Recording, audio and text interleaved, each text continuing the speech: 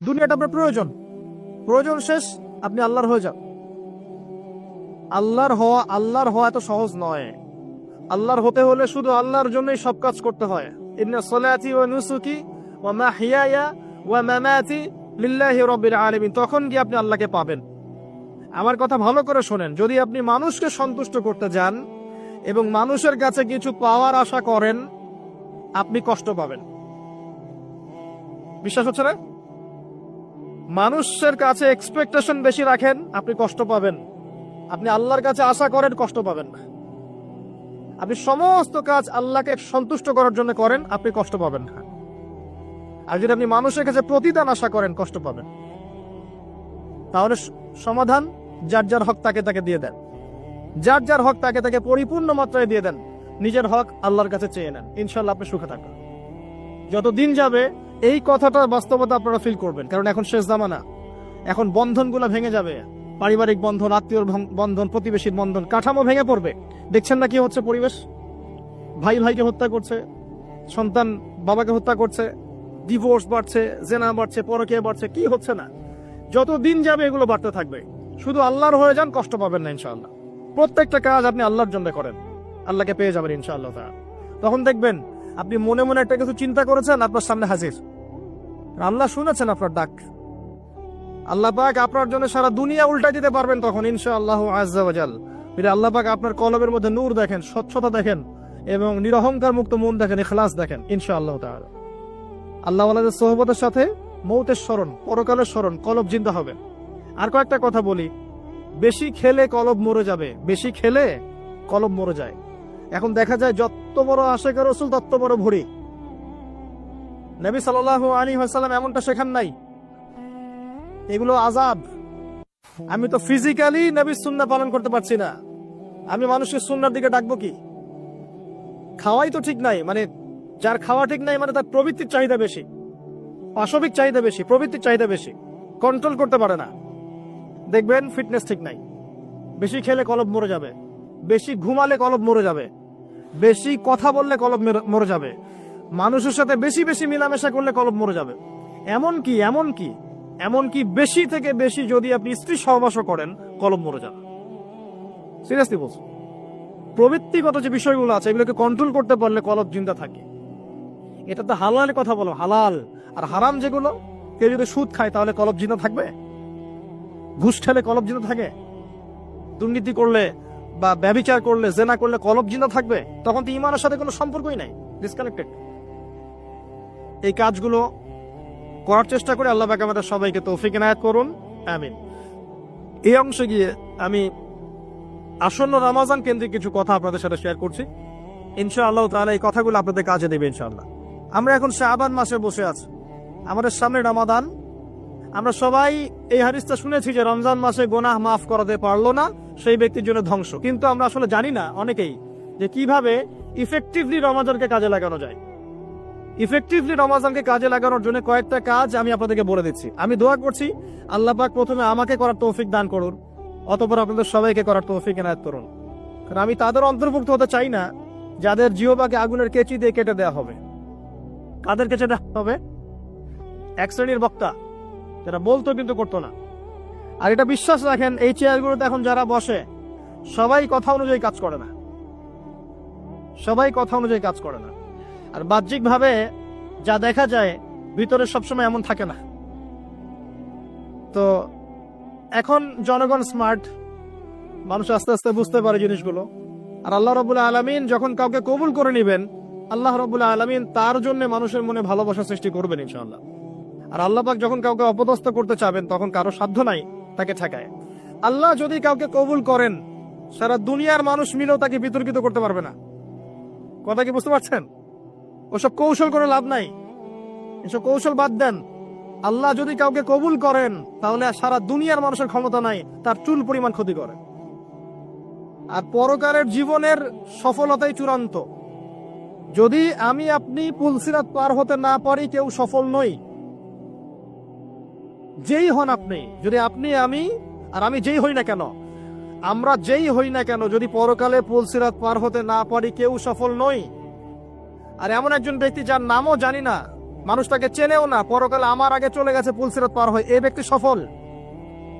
এটাই হচ্ছে পরকালের বাস্তবতা। দুনিয়ার জীবন তুচ্ছ, কিচ্ছু না।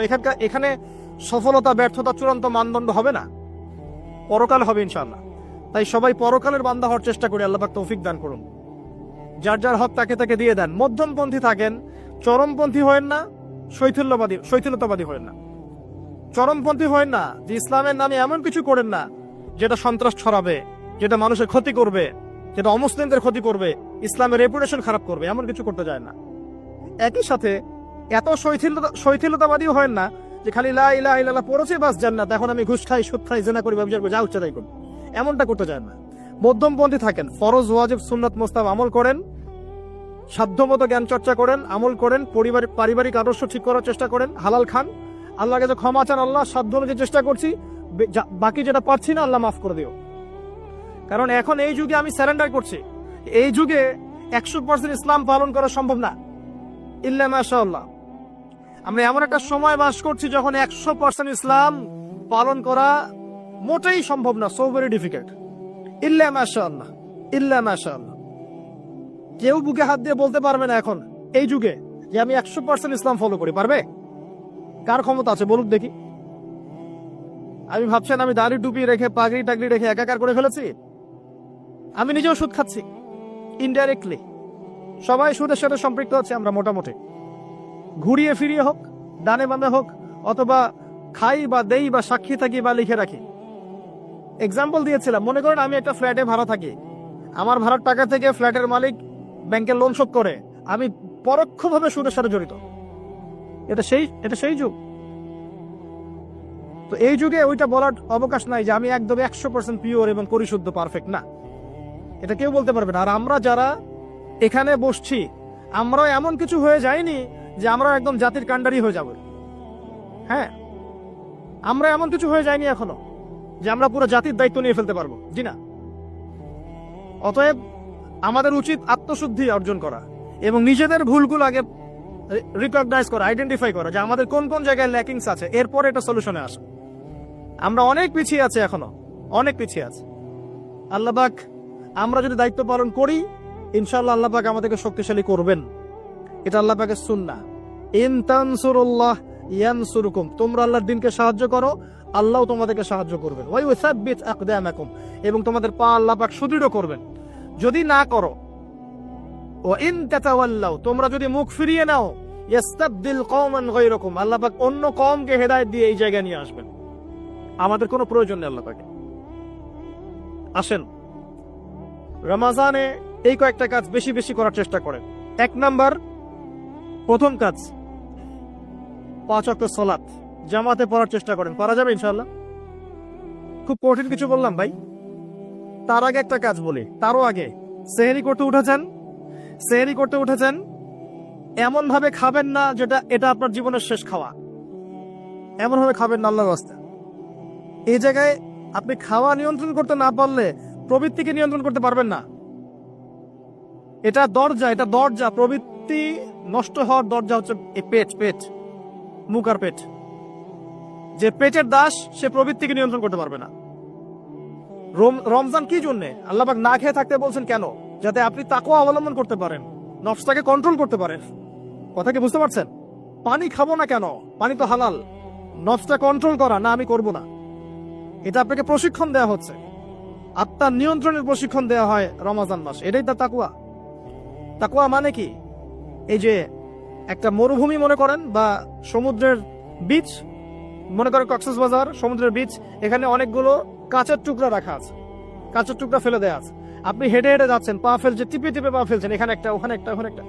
এটা তাকওয়া। এইভাবে চলার নাম তাকওয়া। এটা এক্সাম্পল। সেহরি এত বেশি খায়েন না যেটা মনে হয় আপনার জীবনে লাস্ট খাওয়া, এমনটা খায়েন না। এরপরে 5 ওয়াক্ত নামাজ চেষ্টা করেন জামাতে পড়ার জন্য। যদি জামাত মিস হয়ে যায়, নামাজ ছেড়ে দিবেন না, বাসায় পড়বেন। যদি দেখেন ঘুমিয়ে গেছেন, ঘুম থেকে উঠলে নামাজ পড়বেন। যদি দেখেন ভুলে গেছেন, যখনই মনে হবে তখনই পড়বেন, নামাজ ছাড়বেন না। পারা যাবে ইনশাআল্লাহ? যুব সমাজকে বলবো, যাই করো তোমরা যা কিছুই করো না করো, 5 ওয়াক্ত নামাজ ছেড়ো না। 5 ওয়াক্ত নামাজ তোমাদেরকে যে কোনো পাপ থেকে ফিরিয়ে নিয়ে আসবে ইনশাআল্লাহ। এই যুবকদের মাঝে অনেক যুবক আছে এখনো বসে, এই পৃথিবীতে, যাদের মধ্য থেকে আল্লাহ পাক দিনের বড় বড় খাদেম বের করবেন ইনশাআল্লাহ। কাদেরকে বের করবেন? যাদের অন্তরে আল্লাহ পাক স্বচ্ছতা দেখবেন, পবিত্রতা দেখবেন, এদেরকে বের করবেন। এমন অনেক মানুষ ছিল যারা মিউজিক করতো, ছেড়ে দিয়ে ইসলামের খেদমত করছে। এমন অনেক মানুষ ছিল যারা জেনা করেছে, পরে ফিরে এসে আল্লাহর দিনে দায়ী হয়েছে। এমন অনেক মানুষ আছে যারা বড় বড় কবিরা গুনাহ করেছে, পরে তওবা করে ফিরে এসে আল্লাহর দিনের খেদমত করছে, আছে না? এই মানুষগুলোকে আল্লাহ পাক হেদায়েত দিলেন কেন? উত্তর, তাদের কলবটা ছিল পরিচ্ছন্ন, সৎ অন্তর ছিল, আল্লাহর ভয় ছিল মনের মধ্যে। আল্লাহর ভয় থাকে, ফিরে আসবে ইনশাআল্লাহ। আমরা দোয়া করি আল্লাহ পাক তাদেরকে ফিরিয়ে দেখ, আমিন। শুধু তাই নয়, এখন ইসলামের যারা প্রকাশ্য শত্রু, তাদের মধ্য থেকেও আল্লাহ পাক ওমর এবং হামজা রাদিয়াল্লাহু আনহুর মতো মানুষ বের করতে পারেন। জানেন, ওমর রাদিয়াল্লাহু আনহু তরবারি নিয়ে বের হয়ে যাননি, তাকে আল্লাহ পাক দ্বিতীয় খলিফা বানাননি, তার মনটা ছিল পরিচ্ছন্ন, আল্লাহ পাক কবুল করেছেন। 5 ওয়াক্ত সালাত পড়ার চেষ্টা করেন জামায়াতের সাথে, আল্লাহ পাক তৌফিক দান করুন। একইভাবে ইফতার যখন করবেন তখন এমন ভাবে খাবেন না এটা শেষ খাওয়া, গোগ্রাসে খাবেন না, 10টা 20টা 30টা আইটেম করার দরকার নাই। যতটুকু হলে আপনার ইবাদত করার শক্তি চলে আসে, এনাফ। আর বেশি বেশি হাইজেনিক খাবার খাবেন, বাইরের খাবার ভাজা পড়া বেশি খেতে যায় না, অসুস্থ হয়ে যাবেন। আমরা ইফতারে কিন্তু একদম বিরিয়ানি, পোলাও, কোরমা কত কি খাওয়া শুরু করি। সিম্পল খাবার খাওয়া শুরু করেন, সিম্পল খাবার খান, হোমমেড ফুড খান, বাইরের ম্যানুফ্যাকচার্ড ফুড খান না, আপনি সুস্থ থাকবেন ইনশাআল্লাহ। কারণ ইফতারের পরে আছে আপনার তারাবি, তার ইফতার অল্প হালকা করেন। রমজান মাসে টার্গেট করেন যে আমি কোরআন অন্তত একটা খতম দিব, পড়া যাবে? 30 দিন 30 পারা, 1 পারা করে পড়া যাবে? যারা কোরআন পড়া জানি না, এই যে 1 মাস সময় আছে, 1 মাসের মধ্যে শিখে ফেলবেন, প্রমিস করেন, পারবেন? হাত উঁচু করেন, কথা দেন যে রমজান মাস আসার আগেই কোরআন তেলাওয়াত শিখে নেব ইনশাআল্লাহ। বায়াত করালাম কিন্তু, আপনারা সবাই আমার মুরিদ, বসেন। হাদিয়াও দিবেন, যেহেতু মুরিদ হয়েছে এখন। হাদিয়া হচ্ছে দোয়া। কি দিবেন? দোয়া। রমজান মাসে 1 পারা করে প্রতিদিন, 30 দিন 30 পারা পড়া যাবে ইনশাআল্লাহ। যারা হাফেজে কোরআন আছি তারা কোরআনটাকে হেফজ চর্চা করবো এই মাসে, এবং তারাবির নামাজ পড়াবো। তারাবির নামাজে এমন মানুষকে ইমাম রাখবেন যার তেলাওয়াতটা প্রচন্ড বিশুদ্ধ এবং সুললিত, শুনলেই মন কেড়ে ফেলে, এমন মানুষকে তেলাওয়াত করতে দিবেন তারাবির নামাজে। দেখবেন নামাজে মনোযোগ বাড়তে থাকবে ইনশাআল্লাহ। এটাকে এনজয় করবেন, তারাবিকে এনজয় করবেন। ওই 3G 4G স্পিডে নামাজ পড়তে যায় না, রিল্যাক্সে নামাজ পড়বেন, রিল্যাক্সে। আর আমরা তো একটা ঝগড়ায় অভ্যস্ত, 8 রাকাত না 20 রাকাত। এই রমজানে আল্লাহর রাস্তায় ঝগড়া করতে যায় না, আপনি নামাজের কোয়ালিটি বাড়ায় দেন। যদি 8 রাকাতও পড়েন, নামাজটাকে লম্বা করে পড়েন, নবীর মতো, পারা যাবে? আচ্ছা, নবী সাল্লাল্লাহু আলাইহি ওয়াসাল্লামের 8 রাকাতের দলিল তো দেয়া হয়, কিন্তু নবী সাল্লাল্লাহু আলাইহি ওয়াসাল্লাম যত লম্বা সময় ধরে 8 রাকাত পড়েছেন, এটা কি আমরা পড়ি? তাহলে আমরা সময়টা কেন নিলাম না? 8 রাকাত পড়তে পড়তে পা ফুলে যেত, আর আমাদের 8 রাকাত আধা ঘন্টা 1 ঘন্টায় শেষ, তাহলে কি হলো? তো এই যে বিষয়গুলা, এগুলোতে যায় না, ইখতিলাফ গুলোতে যায় না। আপনি নামাজের কোয়ালিটি বাড়িয়ে দেন, সুন্দর করে নামাজ পড়েন, পারা যাবে ইনশাআল্লাহ। আল্লাহ পাক তৌফিক দান করুন। যদি পসিবল হয় রমজান উমরা করতে পারেন, এতে আপনি আরো সুন্দর করে ইবাদত করার একটা পরিবেশ পাবেন। সবার পক্ষে হয়তো পসিবল হবে না, যাদের পক্ষে হবে আপনারা করার চেষ্টা করতে পারেন। আল্লাহ তৌফিক দান করুন। রমজান একটা কাজ করবেন, বেশি থেকে বেশি মানুষকে ইফতার খাওয়াবেন, পারা যাবে? প্রত্যেকদিন ইফতার মাহফিল করবেন, মসজিদে ইফতার দিবেন এবং রোজাদারদেরকে ইফতার করাবেন। সওয়াব হচ্ছে প্রত্যেকের নেকি আপনি পেয়ে যাবেন ইনশাআল্লাহ। মনে করেন আপনি 10 জন রোজাদারকে ইফতার করিয়েছেন, এই 10 জনের রোজার নেকি আপনি একা পেয়েছেন। এই 10 জনের রোজার নেকি আপনি একা পেয়েছেন, ফ্রি, আপনার নেকি তো আছেই। অতএব যারা সামাজিক সংগঠন আছে বা সমাজের দায়িত্বশীল আছে, তারা যদি এগিয়ে আসে, প্রত্যেক দিন বহু মানুষকে ইফতার করানো সম্ভব না? আবার দেখবেন ঈদের রাতে, যেটাকে আমরা চাঁদ রাত বলি না, কি বলি আপনারা, কি বলেন? ওই আর কি, তো চাঁদ রাত, ওই রাতে দেখবেন অনেক অসহায় দরিদ্র মিসকিন থাকে, যাদের সেমাই খাবার টাকা নাই, আছে না? ওই রাতে আপনার সাদাকাতুল ফিতর গুলো দিয়ে দিবেন, সুন্দর করে বন্টন করবেন, ওই দরিদ্র মানুষের কাছে পৌঁছে দেবেন বাড়িতে বাড়িতে, পারা যাবে ইনশাআল্লাহ। এগুলোতে আপনি এনজয় করবেন রমজানকে। আত্মকেন্দ্রিক ভাবে থাকলে এনজয় করতে পারবেন না। আরেকটা কথা আছে, রমজান মাসে যাকাত দিয়ে দিবেন, যার যার যাকাত যেটা আছে। যাকাত দিবেন না, জাহান্নাম অবধারিত। যে সালাত পরে যাকাত দেয় না কাফের, সালাত পড়ে কিন্তু যাকাত দেয় না, এটা কুফরি। আবু বকর সিদ্দিক রাদিয়াল্লাহু তাআলা আনহু যাকাত অস্বীকারীদের এগেইনস্টে যুদ্ধ করেছিলেন। যাকাতটা কিন্তু নফল কিছু নয়, ফরজ। নিসাব পরিমাণ সম্পদ হয়েছে, যাকাত দিতেই হবে। আর আমি অনেকদিন বলেছি, ইসলামিক ইকোনমিক্স এর বেইজই হচ্ছে যাকাত। ইসলামিক ইকোনমিক্স এর ভিত্তি হচ্ছে যাকাত এবং ব্যবসা। ধনীর সম্পদে গরিবের হক। বাংলাদেশে এমনও মানুষ আছে যার একজনের যাকাত দিয়ে 100 পরিবার চলা সম্ভব। এমনও মানুষ আছে, যদি সমস্ত যাকাত গুলোকে সুন্দরভাবে কালেক্ট করা যেত এবং উপরের লেভেল থেকে ডিস্ট্রিবিউট করা যেত, দেখবেন বড় বড় মেগা প্রজেক্ট করতে পারতাম আমরা। কে বোঝাবে কাকে? কে বোঝাবে কাকে? কথা বললেই তো সমস্যা। যাকাত গরিবের হক। ধনীদের সম্পদ থেকে যাকাত নিয়ে আপনি একটা পাহাড় করতে পারতেন সম্পদের। এগুলোকে সুন্দর করে ডিস্ট্রিবিউট করতে পারলে, যেখানে কোনো দুর্নীতি নাই, দেখতেন বড় বড় মেগা প্রজেক্ট হচ্ছে। আমরা তো ব্যক্তিগতভাবেই যাকাত দেই না, অনেকেই দেই না, নামাজ পড়ি যাকাত দেই না, নিসাব কি তাই বুঝি না। যাকাত কিন্তু ফসলেরও আছে, ফসলের ওষুধ আছে না, চাষিরা ওষুধ দেয় না। রমজান মাসে সাদাকাতুল ফিতর আছে, এটাও দেয় না অনেকে। এগুলো ঠিক না। যাকাত বাধ্যতামূলক। যাকাত দিলে সমাজে একটা সাম্য তৈরি হবে, গরিব না খেয়ে মরবে না। যাকাত কেন্দ্রিক ইকোনমিক্স ছিল বলেই সাহাবায়ে কেরাম রাদিয়াল্লাহু আনহুমের যুগে একজন মানুষ খুঁজে পাওয়া যেত না যাকে সাহায্য করা লাগবে। সবাই স্বাবলম্বী হয়ে যেত, আলহামদুলিল্লাহ। অতএব রমজান মাসে যাকাত দিয়ে দেন আল্লাহর ওয়াস্তে, অন্যথায় কি হবে এটা বলে দেই। সূরা তাওবা আল্লাহ পাক বলেছেন, এই সম্পদগুলোকে আল্লাহ পাক একত্রিত করবেন, করে আগুনে জাল দিবেন, জাল দিয়ে সোনা রূপা বানাবেন। গলিত গলিত উত্তপ্ত সোনা রূপা বানিয়ে আল্লাহ পাক পিঠে, গালে, কপালে লেপটে দিবেন যারা যাকাত দেয় নাই তাদের জন্য। আমরা আশা করি এই শাস্তি পেতে চাই না, পেতে চাই। আল্লাহ পাক বোঝার তৌফিক দান করুন। রমজানে আর কিছু কাজ করুন, বেশি বেশি আল্লাহর জিকির করেন, দোয়া করেন বেশি থেকে বেশি। হিসনুল মুসলিম বইটা কিনেন, এখানে অনেক দোয়া দেয়া আছে, এগুলো মুখস্থ করেন, আল্লাহর কাছে দোয়া করেন, দেখবেন ইনশাআল্লাহ তাআলা আপনার দোয়া কবুল হয়ে গেছে। আর রমজানে বেশি বেশি বাজারে যাবেন না। মাসের বাজার প্রয়োজনে এখনই করে রাখেন, রমজানে বাসা থেকে বের হওয়ার দরকার নেই বেশি বেশি। বাজারে গেলে বাজারের দোয়াটা পরে চলে আসবেন। নিত্য প্রয়োজনে কিছু সবজি টবজি কিনতে হয়, এগুলো কিনবেন, এটা হয়তো কিনতে হয়, কিন্তু মেইন বাজারগুলো কিনে রাখেন আগে থেকেই। আর এই সব এক শ্রেণীর মানুষ যারা আছে রমজানে নিত্য প্রয়োজনীয় দ্রব্যের দাম বাড়িয়ে দেয়, এদের উপর লানত অভিশাপ আল্লাহর। যারা ইচ্ছাকৃতভাবে মার্কেটে পণ্যের দাম বাড়িয়ে দেয় রমজান মাসে এবং রাষ্ট্রকে বিব্রত করে, জনগণকে বিব্রত করে, এদের উপর আল্লাহর অভিশাপ বর্ষিত হবে ইনশাআল্লাহ। এই কালোবাজারি যারা জোট চুরি করে, সিন্ডিকেট তৈরি করে, এই মানুষগুলোর উপর নবীর অভিশাপ থাকবে, আল্লাহর অভিশাপ থাকবে, দেখে নিন। এই সময় মানুষকে আরো বেশি বেশি খাওয়াবেন, দাম আরো কমিয়ে দিবেন। উল্টা এই সময় দাম বাড়িয়ে মানুষকে ভোগান্তির মধ্যে ফেলানো হয়। আর মানুষ সামান্য তেলের জন্য, চিনির জন্য, বুটের জন্য দৌড়াচ্ছে ট্রাকের পিছনে। সরকারের পক্ষে সব কাজ একা করা সম্ভব? আমরাই তো সিন্ডিকেট করছি, এখানে তাদের কি দোষ? অতএব ব্যবসায়ীদেরকে সতর্ক করব, ব্যবসা এ মাসে করতে চান না, পরকালের ব্যবসা করেন, ইহকালের ব্যবসা করতে চান না। রমজান মাসে পণ্যের দাম ফিক্স করে কমিয়ে দেন, বাজার নিয়ন্ত্রণ হবে। তাহলে না হলে তো আপনার জনগণকে কষ্ট দিচ্ছেন, গভর্নমেন্টকে কষ্ট দিচ্ছেন, সবাইকে কষ্ট দিচ্ছেন। এই ফল কে ভোগ করবে? এর ফল জনগণকে ভোগ করতে হয়। আল্লাহ পাক এই শ্রেণীর মানুষের তাকদিরে হেদায়েত থাকে, হেদায়েত দেখ, না হলে এদের ব্যবসা আল্লাহ পাক বরকত তুলে নেক, আমরা বদদোয়া করে দেই। আরো বিষয় আছে, এগুলো যা কি সমস্যা আপনারা বুঝবেন না। ইসলামিক ইকোনমিক্স যদি পড়াশোনা করেন বুঝবেন, এগুলো এত বড় লেভেলের সমস্যা যার ফলে হিমশিম খেতে হয় মানুষের জীবনযাত্রার মানকে একটা নিয়ন্ত্রণে নিয়ে আসতে। এই কৃত্রিম সংকট যারা তৈরি করে, এদের প্রতি আল্লাহর অভিশাপ বর্ষিত হবে। এটা মুসলিমরা করছে কেন? মুসলিমদের এমনটা করার শোভা পায় না।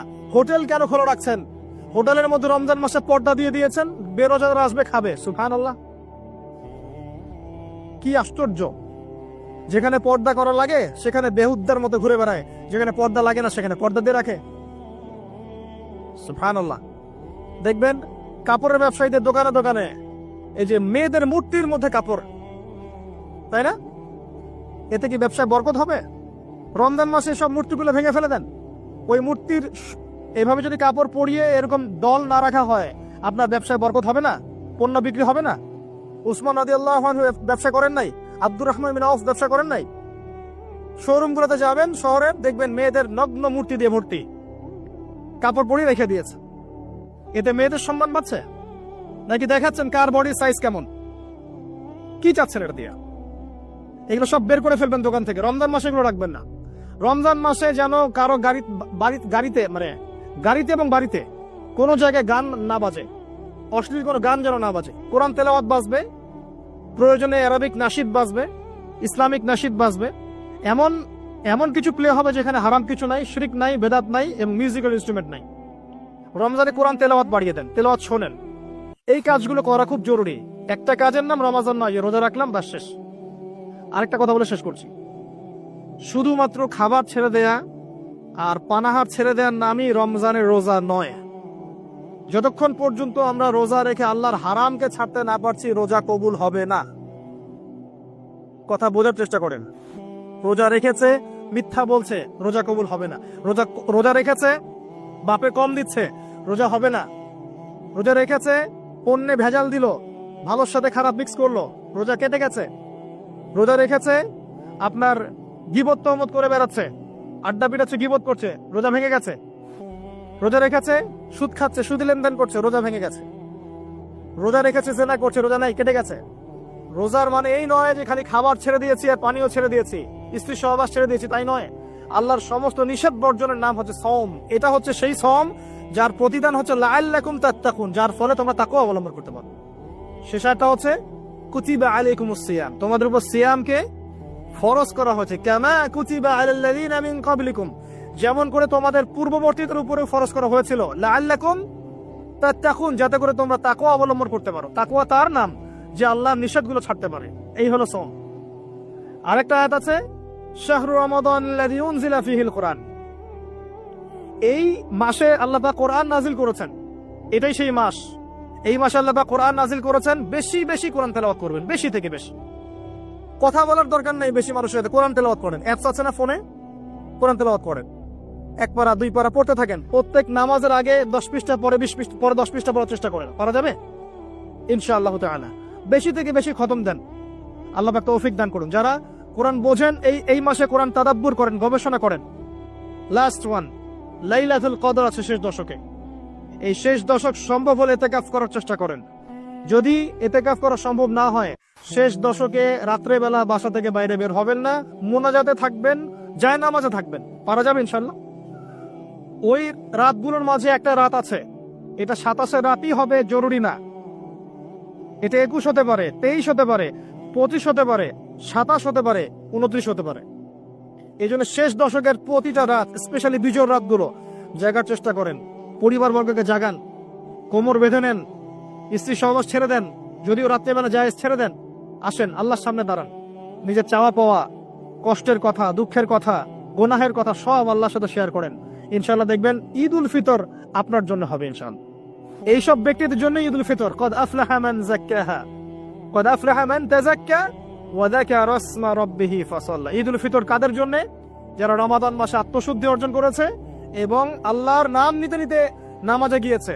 আল্লাহু আকবার, আল্লাহু আকবার, লা ইলাহা ইল্লাল্লাহ, আল্লাহু আকবার, আল্লাহু আকবার, ওয়ালিল্লাহিল হামদ বলতে বলতে ঈদগাহে গিয়েছে, নামাজ পড়েছে। এদের জন্য হচ্ছে সাফল্য। কদ আফলাহা মান তাযাক্কা। আল্লাহ পাক আমাদের সবাইকে এই আসন্ন মাহে রমাজানে সবচেয়ে সেরা ভাবে রমাজানকে কাটানোর তৌফিক আল্লাহ পাক আমাদেরকে দান করুন।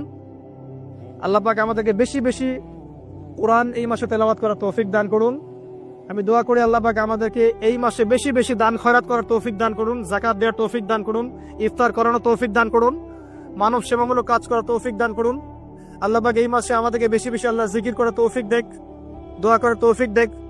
আল্লাহ পাক এই মাসে ইসলামিক সংস্কৃতিকে জাগ্রত করুন, পরিবারবর্গকে নিয়ে যেন আমরা ইসলাম পালন করতে পারি। আল্লাহ পাক সেই তৌফিক দান করুন, আমিন। প্রজন্ম কি করে? এই প্রজন্ম ওই সময় ফ্রি ফায়ার খেলে, পাবজি খেলে। ওই সময় দেখবেন ফোনে রাত জেগে জেগে জেগে জেগে জেনা করছে আর মেয়ের সাথে কথা বলছে। এই সময়টাতে কি করে? মুভিজ দেখে, কোনো কোনো ক্ষেত্রে পর্ন দেখে, সিরিয়াল দেখে। একবারে ভোর হবে যখন, ফজরের আজানের আগ দিয়ে ঘুম দিয়ে দিবে, উঠবে জোহরের নামাজের আগে। এটা ট্রেডিশন, এখন এটা চলছে। এবং এই কাজগুলো করতে করতে করতে করতে ফিজিক্যালি, মানসিকভাবে তো আগেই বিকলাঙ্গ হয়ে গেছে, ফিজিক্যালি এরা এত দুর্বল হয়ে গেছে যে আমাদের বাপ দাদাদের জেনারেশনের গায়ে এখনো যে শক্তি আছে, তাদের গায়ে সেই শক্তি এখন নাই। হে টিকটক প্রজন্ম, তোমাদেরকে কি বোঝাতে পারলাম? নবীর নাম তোমাদের কানে যাওয়ার পরেও যদি তোমরা সাল্লাল্লাহু আলাইহি ওয়াসাল্লাম এটা না পড়ো, নবীজি বলেছেন সেই ব্যক্তির জন্য অভিশাপ বা ধ্বংস। নবীজি আরো বলেছিলেন, বৃদ্ধ পিতামাতাকে পেয়েছে কিন্তু তাদের সেবা যত্ন করে জান্নাত লাভ করতে পারে নাই, এই ব্যক্তির জন্যও ধ্বংস। এখনকার যুব সমাজকে কি হাদিসটা বোঝাতে পারলাম? বৃদ্ধ পিতামাতা আছে, তাদের সেবা যত্ন করে জান্নাত কিনতে পারছে না, এই ব্যক্তির জন্য ধ্বংস। ইমানের পিলার কয়টা? 6টা না নাকি 7টা? 5টা। সুবহানাল্লাহ। জিবরাইল আলাইহিস সালাম মুহাম্মদ সাল্লাল্লাহু আলাইহি ওয়াসাল্লামকে জিজ্ঞাসা করছেন, মাল ঈমান, আখবিরনি আনিল ঈমান। হে মুহাম্মদ সাল্লাল্লাহু আলাইহি ওয়াসাল্লাম, আমাদেরকে বলুন ঈমান কাকে বলে, আমাকে বলুন ঈমান কাকে বলে। নবী সাল্লাল্লাহু আলাইহি সাল্লাম বলছেন, আল ঈমান, ঈমান হচ্ছে আন তুমিনা বিল্লাহ, 1 নাম্বার তুমি বিশ্বাস করবে আল্লাহর প্রতি, ওয়া মালাইকাতিহি, এবং তার ফেরেশতা মণ্ডলীর প্রতি, ওয়া কুতুবিহি, তার আসমানি কিতাব সমূহের প্রতি। সমস্ত আসমানি কিতাব, শুধু কোরআন নয়, সমস্ত আসমানি কিতাব আল্লাহর পক্ষ থেকে এসেছেন, বিশ্বাস করতে হবে।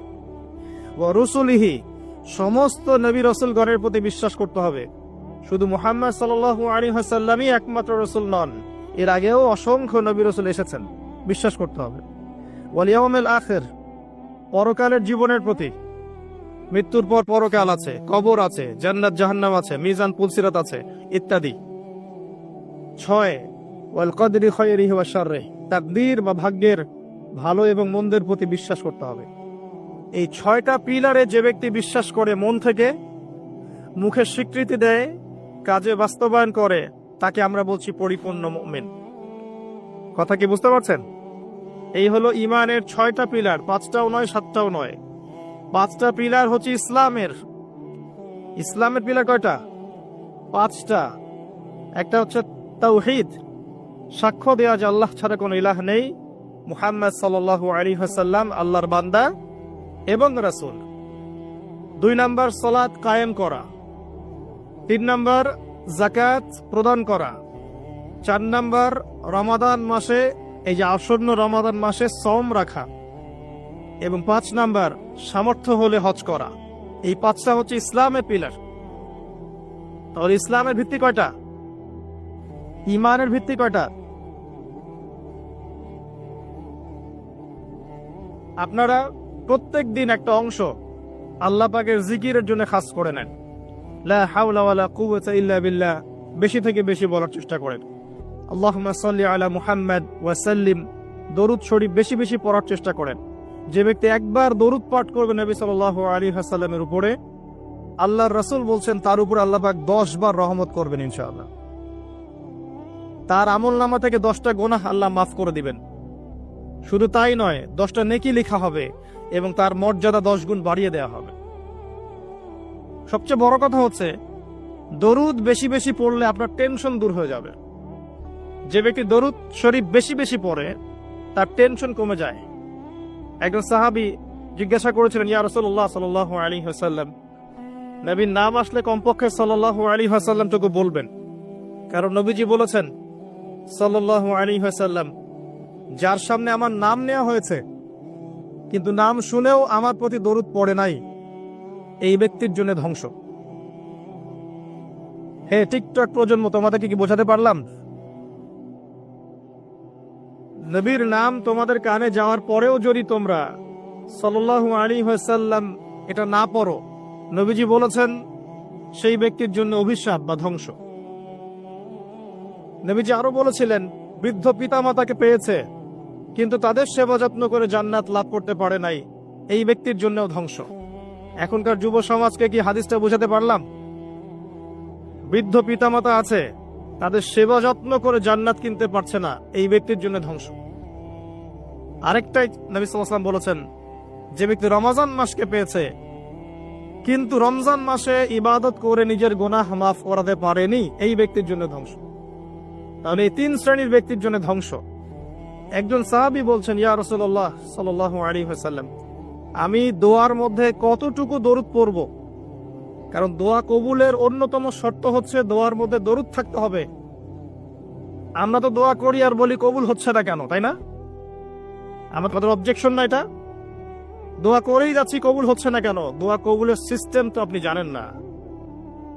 আল্লাহ পাক বলছেন, বান্দা যখন আমার কথা জিজ্ঞাসা করে, ওয়াইদা সাআলাকা ইবাদি আন্নী ফাইন্নী করিব, বান্দা যখন আমার কথা জিজ্ঞাসা করে, বান্দাকে বলে দাও হে নবী যে আমি বান্দার খুবই কাছে আছি। উজিবু দাওয়াতাদ দাঈ, বান্দা যখন আমাকে ডাকে আমি তার ডাকে সাড়া দেই। আল্লাহ বলছেন এই কথা, এবং আল্লাহ পাক তার রাসূলের মাধ্যমে জানিয়েছেন অন্য হাদিসে, রাতের শেষ অংশে, ধরে নেন যে 1টা থেকে 4টা বা 2টা থেকে 5টা, আল্লাহ ভালো জানেন, রাতের শেষ অংশে রাতকে 3টা ভাগে ভাগ করেন। এখন চলছে রাতের 2য় ভাগ, নাকি? রাত শুরু হয় কখন থেকে? পশ্চিমাদের মতো রাত 12টা থেকে। সূর্য ডুবলেই রাত শুরু হয়। পশ্চিমারা শিখিয়েছে রাত 12টা 1 মিনিটে দিন রাত শুরু হয়, তাই না? আর আল্লাহ পাক শিখিয়েছেন সূর্য উঠলেই দিন, সূর্য ডুবলেই রাত। রাতকে 3 ভাগ করে ফেলেন। শেষ অংশে আল্লাহ রাব্বুল আলামিন প্রথম আকাশে নেমে আসেন। আল্লাহ পাক কিভাবে নেমে আসেন এটা প্রশ্ন করার দরকার নাই, এটা আমাদের বুঝে আসবে না। সবকিছু আমাদের বুঝে আসতে হবে জরুরি না। জরুরি? আমরা মনে করি যে সব কিছুর ব্যাখ্যা মনে হয় আমরা দিতে পারবো। আসলে কি পারবো? বিজ্ঞানকে জিজ্ঞাসা করেন, যে বিজ্ঞানের দাপটে এখন টেকা যাচ্ছে না। কোনো কিছুকে বিজ্ঞান দিয়ে প্রমাণ করা গেলে মানুষ বিশ্বাস করে, অন্যথায় বিশ্বাস করতে চায় না। নামাজের কথা বললেও বলে যে এর বৈজ্ঞানিক উপকারিতা কি সেটা বলেন। আপনাকে বৈজ্ঞানিক উপকারিতা খুঁজতে হবে কি জন্য? ইয ক্বালা লাহু রাব্বুহু আসলিম ক্বালা আসলামতু লিরাব্বিল আলামিন। আল্লাহ পাক যখন বলেছেন আত্মসমর্পণ করো, ব্যাস আত্মসমর্পণ করবেন, সিম্পল। এখানে যুক্তি, বিজ্ঞান, দর্শন খোঁজার তো কোনো দরকার নাই। কেউ যদি বলে এই কনসেপ্টটা মৌলবাদী কনসেপ্ট, আপনি বলবেন যে আমি মৌলবাদী হিসেবে গর্বিত। আল্লাহ পাক বলেছেন ইয ক্বালা লাহু রাব্বুহু আসলিম ক্বালা আসলামতু লিরাব্বিল আলামিন। ইব্রাহিমকে তার রব বলেছেন আত্মসমর্পণ করো, যখনই বলেছেন তখনই তিনি আত্মসমর্পণ করেছেন। এর নাম ইসলাম। সবকিছুকে এই 3টা বিষয় দিয়ে প্রমাণ করা নাও যেতে পারে। বিজ্ঞানকে শুধু জিজ্ঞাসা করেন না যে can you give us the definition of soul, রূহ। বিজ্ঞান, তুমি কি আমাদেরকে আত্মার সংজ্ঞা দিতে পারবে? পারবে? আত্মা কাকে বলে, কত প্রকার, কি কি, আত্মা কঠিন নাকি তরল না বায়বীয়, পারবে? পারা যাবে? তাহলে কি আত্মার অস্তিত্ব নাই? একজন মানুষ জীবিত, একজন মৃত, কি পার্থক্য এর মধ্যে? একজন জীবিত, একজন মৃত, কি পার্থক্য? কি নাই তার মধ্যে? ইহুদিরা জিজ্ঞাসা করেছিল নবী সাল্লাল্লাহু আলাইহি ওয়াসাল্লামকে, ওই যে 3টা প্রশ্ন করেছিল না, আসহাবুল কাহফের কি হয়েছিল, যুলকারনাইন বাদশার কি হয়েছিল, এবং রূহ কাকে বলে। তারাও এর সংজ্ঞা খুঁজেছে। আর ইহুদিদের কাছে সবচেয়ে বেশি আসমানি কিতাব এসেছে, বনু ইসরাইল। আল্লাহ পাক উত্তরে কি বলেছেন? সূরা বনী ইসরাইলের 81 নম্বর আয়াতটা পড়ে দেখেন। ইয়াসআলুনাকা আনির রূহ, তোমাকে তারা আত্মা সম্পর্কে জিজ্ঞাসা করছে। কুলির রূহু মিন আমরি রাব্বি, বলে দাও রূহ হচ্ছে তোমার রবের আদেশ মাত্র। আল্লাহর আদেশে মায়ের গর্ভে এসেছে, আল্লাহর আদেশে দেহ থেকে বের হয়ে চলে যাবে। কোনো ব্যাখ্যার দরকার আছে? মানুষ মারা গেলে, হুট করে মারা গেলে বলে হার্ট অ্যাটাক করে মারা গেছে, কারণের দরকার আছে? আল্লাহর হুকুম হয়েছে, মরে গেছে, সিম্পল। এই রূহটা কোথায় ছিল? এই রূহটা ছিল রুহের জগতে, আলমে আরওয়াহ একটা জগৎ আছে। এই জগৎ কত গ্যালাক্সি দূরে, এটা নিয়ে আমাদের গবেষণা করার দরকার নাই। এটা নিয়ে তারা গবেষণা করতে পারে যাদের আল্লাহ বিশ্বাস নাই, তারা খুঁজে খুঁজে বের করুক। কিন্তু এই জগৎ আছে, আলমে আরওয়াহ, রুহের জগৎ বলে একটা জগৎ আছে। আলামে বারজাখ একটা জগৎ আছে, যেখানে মৃত মানুষের আত্মাদেরকে রাখা হয়েছে এবং এখানে শাস্তি দেওয়া হচ্ছে, অথবা সেখানে আপনার এই পুরস্কার দেওয়া হচ্ছে। এই 2টা পার্ট, একটা ইল্লিন, একটা সিজ্জিন। পুণ্যবানদের আত্মা চলে যায় ইল্লিনে, আর বৎকারদের আত্মা চলে যায় সিজ্জিনে। সিজ্জিন নবী সাল্লাল্লাহু আলাইহি ওয়াসাল্লামকে দেখানো হয়েছে, জাহান্নামকে দেখানো হয়েছে। মেরাজের রাতে তিনি দেখে এসেছেন সুদখোরদেরকে রক্তের নদীতে ফেলে মাথা ফাটিয়ে দেওয়া হচ্ছে। তিনি দেখে এসেছেন এক শ্রেণীর মেয়েকে বুকের মধ্যে হুক লাগিয়ে লটকায় রেখে শাস্তি দেওয়া হচ্ছে, ব্যভিচারিণী, জেনাকার। দেখানো হয়েছে এক শ্রেণীর মানুষ পচা গোশত খাচ্ছে, ভালো গোশত খাচ্ছে না। এরা ছিল পরকীয়াকারী। স্ত্রী ছিল বাইরের মেয়ের সাথে জেনা করত, স্বামী ছিল বাইরের ছেলের সাথে জেনা করত। নবীকে দেখানো হয়েছে যে এক শ্রেণীর মানুষ আগুন খাচ্ছে, পেটের ভিতর দিয়ে ঢুকছে, পায়খানার রাস্তা দিয়ে বের হয়ে যাচ্ছে। এতিমের মাল ভক্ষণ করেছিল এরা। দেখানো হয়েছে এক শ্রেণীর মানুষের জিহ্বা আগুনের কেচি দিয়ে কেটে দেওয়া হচ্ছে। বলা হয়েছে এরা আপনার উম্মতের বক্তা, কথা বলতো, নিজে আমল করতো না। দেখানো হয়েছে যে এক শ্রেণীর মানুষ হামাগুড়ি দিচ্ছে, হাতে তামার নখ, এই নখ দিয়ে গাল হ্যাচড়াচ্ছে, গায়ের চামড়া গোশত তুলে ফেলছে, সেটা খাওয়ার চেষ্টা করছে। গীবতকারী, মৃত ভাইয়ের গোশত খাওয়ার মতো পাপ। এরকম অনেক শাস্তি নবী সাল্লাল্লাহু আলাইহি ওয়াসাল্লামকে দেখানো হয়েছে। এবং বেশি থেকে বেশি জাহান্নামে দেখানো হয়েছে অহংকারী মানুষদেরকে, উদ্ধত মানুষদেরকে এবং মহিলাদেরকে। বারজাখ নবী সাল্লাল্লাহু আলাইহি ওয়াসাল্লাম দেখে এসেছেন। বলতে চাচ্ছি, যেটা দেখা যায় না তাকে বিশ্বাস করব না, এই কনসেপ্ট ঠিক না। কোনো কিছুকে বিজ্ঞান, যুক্তি, দর্শন প্রমাণ করলেই বিশ্বাস করতে হবে, না হলে করব না, এই দর্শন ঠিক না। কারণ মানুষের জ্ঞান নিতান্তই ক্ষুদ্র। এই ক্ষুদ্র জ্ঞানের মানুষ সবকিছু ব্যাখ্যা করতে পারবে না। নবী সাল্লাল্লাহু আলাইহি ওয়াসাল্লাম এর উপর দরুদ পড়লে এক শ্রেণীর মালায়েকা দরুদগুলোকে সংগ্রহ করেন, সংগ্রহ করে নবীর কবরে পৌঁছে দেন, তিনি উত্তর দিয়ে থাকেন ওয়া আলাইকুস সালাম। সাহাবী জিজ্ঞাসা করছেন, আমার দোয়ায় আমি কতটুকু দরুদ পড়ব? দোয়া কবুলের সে কথা বলছিলাম। রাতের শেষ অংশে আল্লাহ পাক নেমে আসেন। কিভাবে আসেন আপনার জানার দরকার নাই, বিশ্বাস করেন। এসে বলতে থাকেন, কে আছো আমার কাছে কিছু চাইবে, আমি তোমাকে দান করব। কে আছো আমাকে ডাকবে, আমি তোমার ডাকে সাড়া দেব। কে আছো আমার কাছে ক্ষমা চাইবে, আমি তোমাকে ক্ষমা করে দেব। ফজর পর্যন্ত আল্লাহ রাব্বুল আলামিন এমন করে আহ্বান করতে থাকেন যখন আমরা 2 রাকাত নামাজ পড়ার সুযোগ পাই না। প্রজন্ম কি করে? এই প্রজন্ম ওই সময় ফ্রি ফায়ার খেলে, পাবজি খেলে। ওই সময় দেখবেন ফোনে রাত জেগে জেগে জেগে জেগে জেনা করছে আর মেয়ের সাথে কথা বলছে। এই সময়টাতে কি করে? মুভিজ দেখে, কোনো ক্ষেত্রে পর্ন দেখে, সিরিয়াল দেখে। একবারে ভোর হবে যখন, ফজরের আজানের আগ দিয়ে ঘুম দিয়ে দিবে, উঠবে জোহরের নামাজের আগে। এটা ট্রেডিশন, এখন এটা চলছে। এবং এই কাজগুলো করতে করতে করতে করতে ফিজিক্যালি, মানসিকভাবে তো আগেই বিকলাঙ্গ হয়ে গেছে, ফিজিক্যালি এরা এত দুর্বল হয়ে গেছে যে আমাদের বাপ দাদাদের জেনারেশনের গায়ে এখনো যে শক্তি আছে, তাদের গায়ে সে শক্তি এখন নাই। হ্যাঁ, এবং এই নৈতিক মূল্যবোধের অবক্ষয় এদেরকে যে গ্রাস করেছে, যদি কখনো দেশের জন্য জীবন দেওয়ার প্রশ্ন আসে, এটা দাঁড়াতে পারবে না। বিশ্বাস করি না, অন্তত আমি বিশ্বাস করি না। যাদের সারাটা দিন ফিকির হচ্ছে মেয়ে, গার্লফ্রেন্ড, মাদক, আপনার ইয়াবা সেবন করা, সিগারেট খাওয়া, গাঁজা খাওয়া, অ্যালকোহল সেবন করা, জুয়া খেলা, ক্যাসিনোতে যাওয়া, মেয়েদেরকে নিয়ে ডেট করা, রাত্রেবেলা পর্নোগ্রাফি দেখা, মাস্টারবেশন করা, নিজের উপর জুলুম করা। পর্ন দেখতে দেখতে নিজের ভিতর থেকে একটা পশু হয়ে গেছে, ভিতর থেকে পশু। ছোট ছোট মেয়েদেরকে পেলে ধরে ধর্ষণ করে ফেলবে। বিগত 8 দিনে 42 জন শিশুকে এদেশে ধর্ষণ করা হয়েছে। এদেশে আপনি রিপোর্ট দেখেন, খবর দেখেন না? তারাও তো হিমশিম খাচ্ছে পরিস্থিতি সামলাতে। এই যে কিশোর অপরাধ যে বেড়েছে, এই যে কিশোর গ্যাং তৈরি করছে, এরা কত বছর বয়স এদের? 15 থেকে 20। এবং এমন ভাবে ক্রাইম করে আপনার মাথা খারাপ হয়ে যাবে, চিন্তাই করতে পারবেন না এত সুপরিকল্পিত ভাবে ক্রাইম করেছে। গতকালই আমি দেখেছি যে পতিতালয়ে গিয়েছে 2 বন্ধু, এক বন্ধু জেনা করেছে, আরেক বন্ধু ভিডিও করেছে। আরেক বন্ধুকে ব্ল্যাকমেইল করছে ওই ভিডিও দিয়ে। যাকে ব্ল্যাকমেইল করা হচ্ছে, সেই বন্ধুকে জবাই করে চলে গেছে। খুব চমৎকার সমাজ না আমাদের এখন?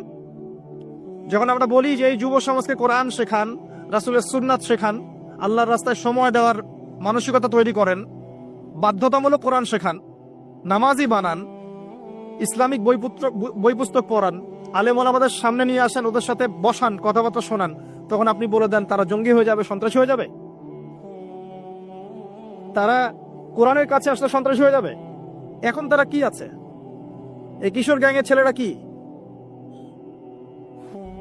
সবকিছু বাহ্যিক চোখ দিয়ে দেখতে হবে এমন নয়, অভ্যন্তরীণ চোখটাকে কাজে লাগান। আল্লাহর বিধান কোরআন এবং সুন্নাহর মধ্যেই শান্তি কামিয়াবি আছে। আল্লাহ পাক প্রথম আকাশে নেমে এসে আহ্বান করেন, কে আছো চাইবে আমি দিব, কে আছে ক্ষমা চাবে আমি ক্ষমা করে দেব, কে আছো আমাকে ডাকবে আমি তোমার ডাকে সাড়া দিব। আমাদের আল্লাহ বলতে থাকেন। দোয়া কবুলের সময়গুলো শুনে নেন। রাতের শেষ অংশে দোয়া কবুল হয়। বৃষ্টি পড়ছে, বৃষ্টি, দোয়া করলে দোয়া কবুল হয়। আজান হচ্ছে, আজান, আজানের উত্তর দেন, উত্তর দেওয়ার পর আজানের দোয়া পড়েন, তারপরে রাসূলের প্রতি দরুদ পড়েন সাল্লাল্লাহু আলাইহি ওয়াসাল্লাম, হাত উঠিয়ে দোয়া করেন, দোয়া কবুল হয়ে যাবে ইনশাআল্লাহ। আজান হয়েছে, ইকামত হবে, আজান ইকামতের মাঝখানে একটা সময় আছে না, এই সময় দোয়া করেন, দোয়া কবুল হয়ে যাবে ইনশাআল্লাহ। সুন্দর করে ওযু করেন, ওযু করে হাতটা তুলে দোয়া করেন, দোয়া কবুল হয়ে যাবে ইনশাআল্লাহ। 2 রাকাত নামাজ পড়েন, 2 রাকাত নামাজে মনোযোগ ঠিক রাখার চেষ্টা করেন, নামাজ শেষে হাত তুলে দোয়া করেন, দোয়া কবুল হয়ে যাবে ইনশাআল্লাহ। আপনি কোনো ভালো কাজ করেছেন, গোপনে দান করেছেন বা কোনো দান সাদাকা করেছেন, ভালো কাজ করেছেন, কেউ দেখে নাই, আল্লাহ দেখেছেন, এই কাজ থেকে ওসিলা করে দোয়া করেন, দোয়া কবুল হয়ে যাবে ইনশাআল্লাহ। পারা যাবে? আরেকটা বড় অস্ত্র বলে দিচ্ছি, নামাজের সেজদায় যখন আপনার মাথা আপনার সবচেয়ে উঁচু জায়গাটা সবচেয়ে নিচু জায়গায় লাগিয়েছেন, আল্লাহর সামনে নত করেছেন, এই সেজদায় তাসবিহ পাঠ করেন, সুবহানা রাব্বিয়াল আ'লা, অথবা সুবহানাকা আল্লাহুম্মা রাব্বানা ওয়া বিহামদিকা আল্লাহুম্মা ইগফিরলি, অথবা সুবহুন কুদ্দুসুন রব্বুল মালাইকাতি ওয়ার রূহ পাঠ করেন, করার পর দোয়া করেন। সেজদায় যে দোয়াই করবেন ইনশাআল্লাহ কবুল হয়ে যাবে। সেজদায় যে দোয়াই করবেন ইনশাআল্লাহ কবুল হয়ে যাবে, বলেন সুবহানাল্লাহ। নবী সাল্লাল্লাহু আলাইহি ওয়াসাল্লাম বলেছেন, বান্দা সেজদায় আল্লাহর যতটা কাছে থাকে অন্য কোনো সময় এত কাছে যেতে পারবে না। আর আমরা কি করে, টুক করে সেজদা দিয়ে টুক করে উঠে যাই, একটা দোয়া করার সুযোগ পাই না, চান্সও দেই না। সেজদায় দোয়া কবুল হয়, প্রত্যেকটা সেজদায় একটা করে দোয়া করেন না, একটা করে দোয়া করেন। আরবিতে দোয়া করতে বলে সবচেয়ে ভালো, যেগুলো কোরআন এবং সুন্নাহ থেকে সাব্যস্ত। যদি নফল নামাজ পড়েন, আপনার আরবি জানা নাই মোটেই, বাংলাতেই বলেন, আল্লাহ আমি অসুস্থ, আমাকে শেফা দাও, আল্লাহ আমার ছেলেটাকে হেদায়েত দাও, আল্লাহ আমার রিজিক প্রশস্ত করে দাও, আল্লাহ আমাকে হালাল রিজিকের ব্যবস্থা করে দাও, আল্লাহ আমাকে মাফ করে দাও, বলা যায় না? দোয়া কবুল অন্যতম সময় রমাজান মাস যেটা সামনে আসছে, রোজা রাখা অবস্থায় আপনি দোয়া করলে দোয়া কবুল হয়ে যাবে ইনশাআল্লাহ। এবং যখন মানুষ আপনার আমল দেখছে না, আপনি গোপনে আমল করছেন, সৎ আমল, যে কাজগুলো মানুষ দেখছে না, আপনি জানেন, আল্লাহ জানেন, ওই কাজগুলোকে দোহাই করে আল্লাহর কাছে দোয়া করেন, কবুল হয়ে যাবে ইনশাআল্লাহ। আরো আছে, অসুস্থ হয়েছেন, দোয়া করেন, দোয়া কবুল হতে পারে। অসুস্থ রোগী দেখতে গিয়েছেন, রোগীকে বলেন আমার জন্য দোয়া কর, দোয়া কবুল হবে ইনশাআল্লাহ। রোগীর দোয়া ফেরেশতাদের দোয়ার মতো, রোগীর দোয়া মালায়েকার দোয়ার মতো কবুল হয়ে যায়। দোয়া কবুল করতে হলে বেশি বেশি দরুদ পড়েন, ইনশাআল্লাহ দোয়া কবুল হয়ে যাবে। ওই সাহাবীর কথা বলছিলাম, তিনি বলছেন, ইয়া রাসূলুল্লাহ, আমি দোয়ায় কতটুকু দরুদ পড়ব? নবীজি বলছেন, তোমার যতটুকু ইচ্ছা। সাহাবী বলছেন, আমি কি 4 ভাগের 1 ভাগ করব? নবীজি বললেন, তোমার যতটুকু ইচ্ছা, বাড়াতে পারলে ভালো হয়। সে বলছে, আমি কি তাহলে অর্ধেক দরুদ পড়ব? নবীজি বললেন, তোমার ইখতিয়ার, যদি বাড়াতে পারো খায়ের। সবশেষে সাহাবী বলছেন, আমি কি পুরোটা সময়ই দরুদ পড়ব? নবীজি বলছেন, তাহলে তোমার কোনো দুশ্চিন্তা থাকবে না, তোমার কোনো টেনশন থাকবে না, তোমার সবকিছু ক্লিয়ার, ইহকাল পরকালের সব দায়িত্ব আল্লাহ নিয়ে নিবেন ইনশাআল্লাহ। জুমার দিন আসবে, পরশু দিন আসবে না, অনলি একটা আমল বলছি। জুমার দিন আমি 3টা আমলকে বেশি গুরুত্ব দেই। 1 নাম্বার হচ্ছে সূরাতুল কাহফ, যেটা আপনাকে মাসিহুদ দাজ্জাল থেকে বাঁচাবে। 2 নাম্বার বেশি থেকে বেশি দরুদ পড়া, এই দিন দরুদ পেশ করা হয় নবী সাল্লাল্লাহু আলাইহি ওয়াসাল্লামের কাছে। আর 3 নাম্বার এটা, যেটা আপনাদেরকে শেয়ার করছি, সেটা হলো আল্লাহ রাসূল সাল্লাল্লাহু আলাইহি ওয়াসাল্লাম বলেছেন, কেউ যদি জুমার দিনে সকাল সকাল গোসল করে, আর্লি মর্নিং গোসল করে ফেলে, একদম ফরজ গোসলের মতো, এবার সবচেয়ে উত্তম কাপড়টা পরে, নোংরা কাপড় না, বেস্ট কাপড়টা পরে, আতর খুশবু ব্যবহার করে, সুগন্ধি ইউজ করে, সুগন্ধি ব্যবহার করে সে সকাল সকাল পায়ে হেঁটে মসজিদে যায়, বাহনে চড়ে নয়, পায়ে হেঁটে মসজিদে গিয়ে ইমাম বয়ান খুতবা শুরু করার আগেই মসজিদে চলে গেছে, ইমামের কাছাকাছি বসে, কাউকে কষ্ট দেয় না, ইমাম খুতবা দিচ্ছে, সে চুপচাপ শুনছে, কাউকে কষ্ট দেয় না। এমনকি পাশে কেউ কথা বলে তাকে এতটুকু বলে না চুপ করো, এতটুকু বলে না, চুপচাপ খুতবা শুনে নামাজ পড়ে ইমামের সাথে সালাম ফিরায়। নবী সাল্লাল্লাহু আলাইহি ওয়াসাল্লাম বলছেন, এই যে প্রতি পদক্ষেপ হেঁটে এসেছে, প্রত্যেক পদক্ষেপের বিনিময়ে 1 বছরের নফল নামাজ, 1 বছরের নফল রোজার নেকি দেয়া। এই আমলগুলো খুব সহজে আমরা করতে পারি। আমি শুরু করলাম কিছু আমল দিয়ে, যে আমলগুলো আপনারা নিয়মিত করার চেষ্টা করেন, আল্লাহ পাক আপনাদের সবাইকে তৌফিক এনায়েত করুন, আমিন। আর কিছু কিছু সূরা আছে যেগুলো নিয়মিত পড়তে হয়, যেমন সূরা ফালাক, সূরা নাস, সূরা ইখলাস। সকালে 3 বার, সন্ধ্যায় 3 বার। 3-3-3-9, আবার 3-3-3-9। নবী সাল্লাল্লাহু আলাইহি ওয়াসাল্লাম বলছেন, দৃশ্য অদৃশ্যের যে কোনো অনিষ্ট থেকে আল্লাহ পাক আপনাকে হেফাজত করবেন ইনশাআল্লাহ তাআলা। আরো আছে সূরা মুলক। এই যে রাত হয়েছে এখন, রাতের বেলা কেউ যদি ঘুমানোর আগে সূরা মুলক তেলাওয়াত করে ঘুমায়, ওই ব্যক্তির কবরের আযাব সূরা মুলক ঠেকিয়ে দিবে ইনশাআল্লাহ। সূরা মুলক আল্লাহর সাথে তর্ক করবে, বাকবিতণ্ডা করবে এবং তার পাঠকারীর জন্য সুপারিশ করবে, আল্লাহ পাক তার কবরের শাস্তি মাফ করে দিবেন ইনশাআল্লাহ। যে ঘরের মধ্যে সূরা বাকারা তেলাওয়াত করা হয়, সেই ঘর থেকে শয়তান পালিয়ে যায়। যে ব্যক্তি সূরা বাকারা নিয়মিত তেলাওয়াত করে, তার জীবনে বরকত নেমে আসে। কি আসে? আল্লাহর রহমত আর বরকত নেমে আসে। যে সূরা বাকারা তেলাওয়াত ছেড়ে দেয়, সূরা বাকারা তেলাওয়াতটা করে না, ছেড়ে দেয়, তার জীবনে আক্ষেপ আসে, আক্ষেপ। সূরা বাকারা এবং আলী ইমরান কিয়ামতের মাঠে মেঘের মতো থাকবে, যা পাঠককে ছায়া দিবে ইনশাআল্লাহ তাআলা। এছাড়া আপনারা জানেন যে প্রত্যেকটা হরফে 10টা করে নেকি আপনারা পাবেন। আলিফ লাম মিম বললে মিনিমাম 30টা নেকি পাবেন ইনশাআল্লাহ তাআলা। আয়াতুল কুরসি প্রত্যেক ফরজ নামাজের পর একবার করে যে পাঠ করবে, মৃত্যু ব্যতীত এই ব্যক্তির জান্নাতে যাওয়ার কোনো বাধা নাই। মৃত্যুবরণ করলেই জান্নাত ইনশাআল্লাহ তাআলা। আরেকটা আমল বলে দেই, সূরাতুল বাকারা এর শেষের 3টা আয়াত। আমাদের নবী সাল্লাল্লাহু আলাইহি ওয়াসাল্লাম মেরাজে গিয়েছিলেন। মেরাজে নবী সাল্লাল্লাহু আলাইহি ওয়াসাল্লামকে আল্লাহ পাক 3টা হাদিয়া দিয়েছেন স্পেশাল। কয়টা? তার প্রথমটা হচ্ছে 50 ওয়াক্ত সালাত, যেটাকে আমরা এখন 5 ওয়াক্ত পড়ি, কিন্তু নেকি হবে 50 ওয়াক্তের। যে 5 ওয়াক্ত পরে 50 ওয়াক্তের নেকি হবে ইনশাআল্লাহ। এই উম্মতের যে কেউ যে কোনো ভালো কাজ করলেই 10 দিয়ে গুণ করা হবে ইনশাআল্লাহ। 1 টাকা দান করেছেন, 10 টাকার নেকি পাবেন মিনিমাম। একটা ভালো কথা বলেছেন, 10টা ভালো কথার নেকি পাবেন ইনশাআল্লাহ। একটা রোজা রেখেছেন, 10টার নেকি পাবেন ইনশাআল্লাহ। এই উম্মতের জন্য খাস, একটা ভালো কাজ করলে 10 গুণ বাড়িয়ে দেওয়া হয়, কিন্তু একটা খারাপ কাজ করলে 10 গুণ বাড়ানো হবে না, একটাই থাকবে ইনশাআল্লাহ। প্রথম হাদিয়া 50 ওয়াক্ত নামাজ।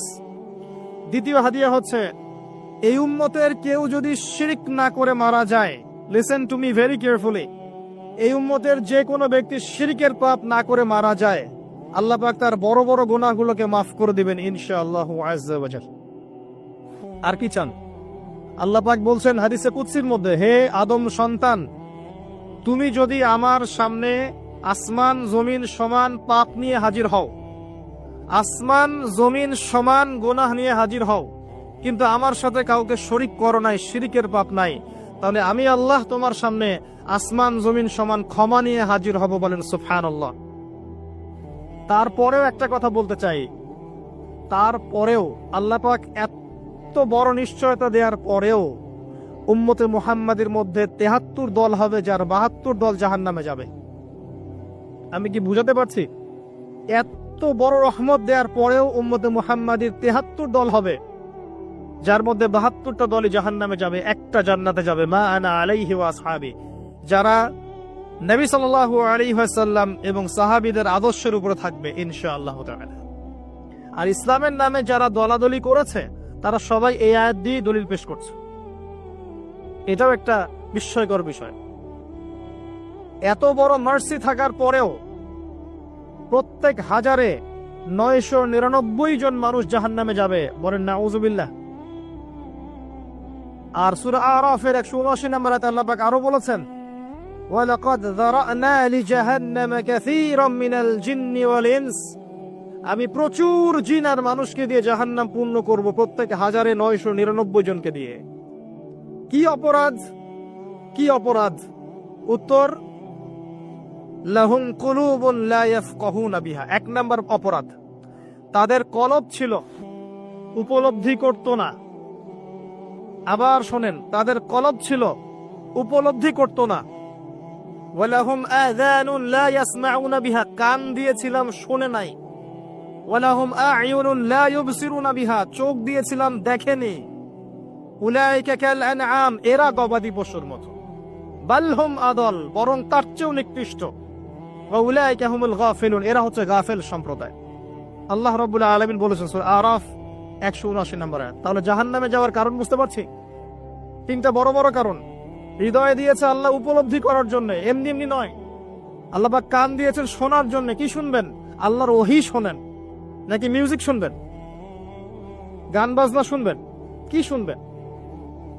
কান দিয়েছি শোনে নাই, হক কথা শোনেনি। ওয়ালাহুম আ'ইনুন লা ইউবসিরুনা বিহা, চোখ দিয়েছিলাম দেখে নাই। কি দেখে নাই? আল্লাহর নিদর্শন দেখেনি, আল্লাহর মারিফত দেখে নাই, আল্লাহকে উপলব্ধি করেনি, আল্লাহর সামনে আত্মসমর্পণ করেনি। চোখ দিয়েছে, কি দেখেছে? চোখ দিয়ে জেনা দেখেছে, পর্নোগ্রাফি দেখেছে, মিথ্যা দেখেছে, বাতিল দেখেছে। চোখের আরেকটা ব্যাখ্যা আছে। চোখ মানে শুধু বাইরের চোখ না, এখানে ভিতরের চোখকেও বোঝানো হয়েছে। কোথায় দলিল? দলিল আছে সূরা হজে আল্লাহ পাক বলেছেন, তারা জমিনে সফর করে না কেন? তারা জমিনে কেন সফর করে না? যদি সফর করত তাদের মৃত কলব জীবিত হতো। প্রকৃতপক্ষে তাদের দুচোখ অন্ধ নয়, বরং অন্ধ তাদের কলব, যা হৃদয়ের ভিতরে আছে। তাহলে বুঝতে পারলাম আরেকটা কলব আছে। আরেকটু ভালো করে বুঝাই। আবু জেহেল এবং আলী রাদিয়াল্লাহু আনহু। আবু জেহেলের নাম শুনেছেন? আলী রাদিয়াল্লাহু আনহু নাম শুনেছেন? দুইজনকে আমরা ডাক্তারের কাছে পাঠালাম। কোথায় পাঠালাম? চোখের ডাক্তারের কাছে। তো চোখের ডাক্তার চেক আপ করে দেখে বলল যে দুইজনের চোখ তো ক্লিয়ার, কোনো সমস্যা নাই। এখন আপনি আমাকে বলেন, আবু জেহেল সত্য চিনতে পারলো না কেন, আর আলী রাদিয়াল্লাহু আনহু সত্য চিনতে কিভাবে পারলেন? কোন চোখ দিয়ে? বলেন এবার।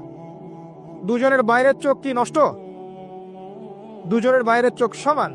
তাহলে কোন চোখ নষ্ট আবু জেহেলের? তার মানে দুটো চোখ আছে, অভ্যন্তরীণ দৃষ্টি আছে।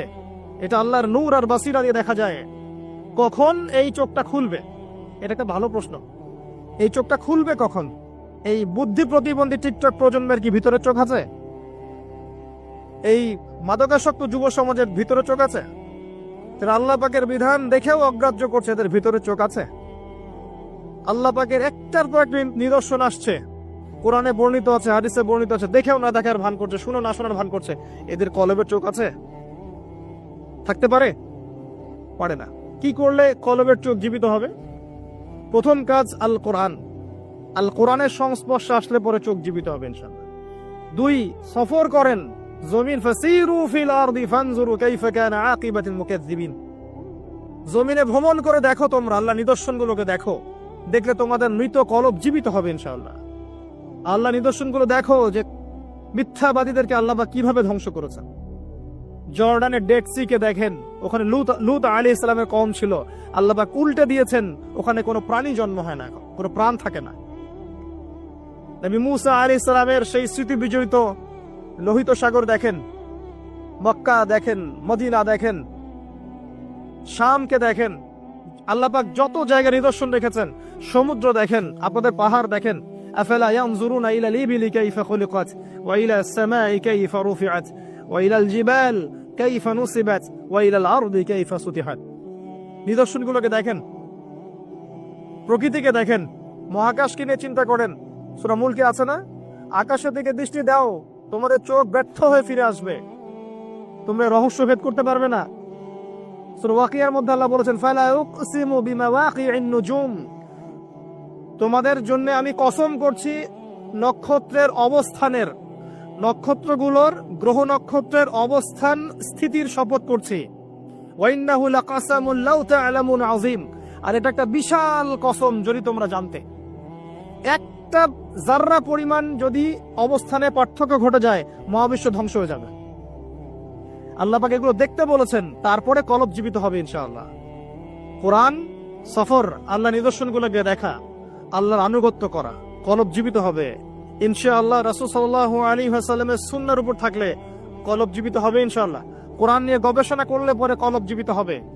যাদের কলব জীবিত, এমন আধ্যাত্মিক আল্লাহর নূর প্রাপ্ত মানুষের সাথে থাকলে কলব জীবিত হয়।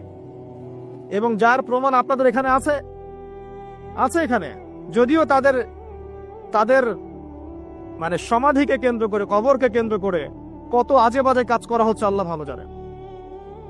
কিন্তু এই মানুষগুলো তো এগুলো শেখান নাই, শিখিয়েছেন, বরং তারা জুলুমকে সরিয়ে দিয়ে তাওহীদ প্রতিষ্ঠা করেছেন এখানকার মাটিতে। আর সেই মানুষগুলোর নাম ভাঙিয়ে আমরা এখন খাচ্ছি, কিন্তু বলতে গেলে আবার রাগ হয়। কিন্তু সেই মানুষের কবর ছুঁয়ে যদি আমি গায়ে মাখি, আমার কোনো ফায়দা আছে?